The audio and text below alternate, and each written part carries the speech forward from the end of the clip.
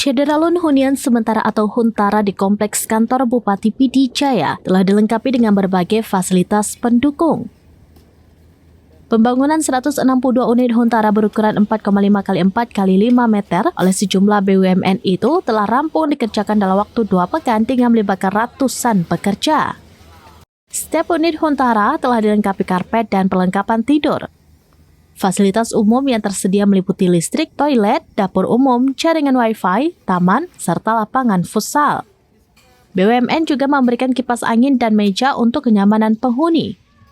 Huntara tersebut ditujukan bagi korban banjir bandang yang melanda wilayah PD Jaya 2 bulan lalu. Saat ini para korban masih menempati sejumlah lokasi pengungsian seperti tenda, gedung serbaguna, terminal, menasah, serta rumah keluarga.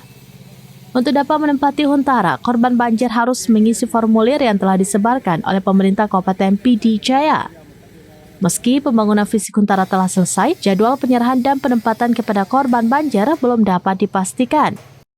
Huntara diharapkan dapat ditempati sebelum memasuki bulan suci Ramadan 1447 Hijriah.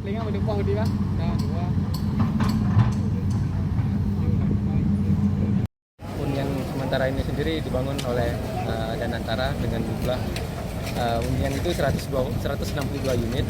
Adapun fasilitas yang disediakan termasuk listrik, terus wifi, dapur umum, toilet, ini dan fasilitas dalam huniannya sendiri ada ya fasilitas seperti yang di kamar lah, seperti tempat tidur, terus kipas angin, lemari, meja, dan ada fasilitas umum juga, ada landscape, ada tempat taman bermain anak-anak, ada di sana nanti ada lapangan futsalnya.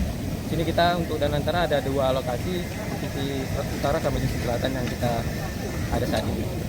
Untuk progresnya sendiri, alhamdulillah telah mencapai bisa dibilang 90% dan targetkan di tanggal 15 kita. Dari PD, Muhammad Nazar, SerampiNews.com. Tribun X sekarang menghadirkan lokal menjadi Indonesia.